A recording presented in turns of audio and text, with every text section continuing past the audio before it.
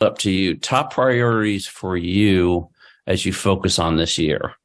Wow, just a few, huh?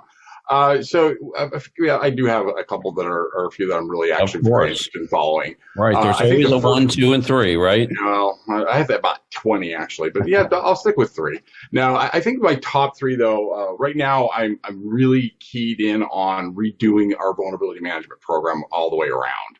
Mm. I feel like the way that we do it today is just holistically wrong. It's not a sustainable program. It's not something that makes a whole lot of sense. And it's kind of an old school approach to it. And so what we're in the process of doing right now, and hopefully we'll complete before the first of the new year, is driving more of a risk-based approach to vulnerability management and how we do it. Not all vulnerabilities are created equal. And even if, US CERT says, oh no, this is a 10 versus a 5 or a 6, or it's a high or it's a medium or it's a critical, it may not be for me.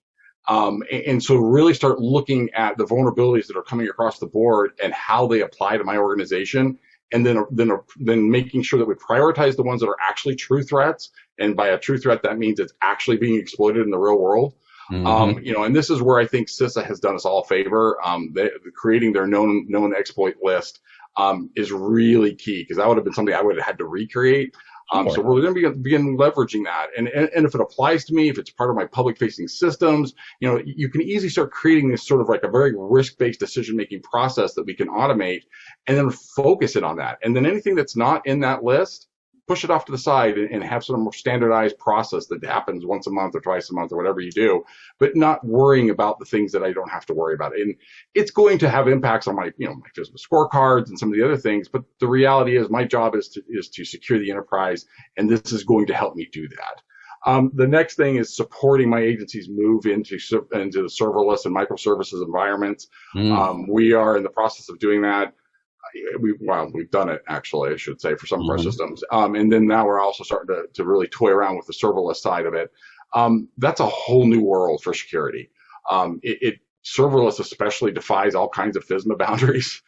It's exceptionally difficult to classify and to understand according to traditional FISMA boundaries. So redefining how we look at systems and what a system really truly is under that guidance is going to be a challenge for us. It's going to be a focus item for us, because it's the only way we have to figure out a way to deal with it. Because we're going that direction, whether I like it or not. It makes good sense. There's a lot of reasons why serverless is such a great thing from a security perspective. But at the same time, we are a federal agency. We need to comply with the laws and policies of the federal government. And we need to figure out how to make that balance. And so that's going to be a big initiative for us.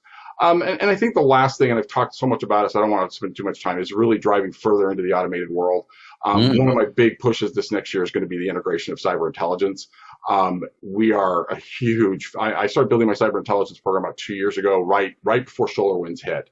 And it paid such dividends during the SolarWinds incident response, and has continued to do so. So we've been expanding that on a continual basis.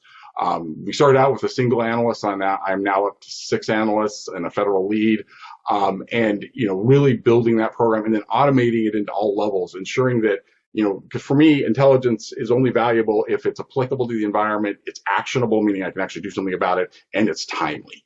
And so making sure that I can apply that intelligence in the right way, in the right time, is really critical for me over this next year. So those are kind of my big three I think we're pushing towards.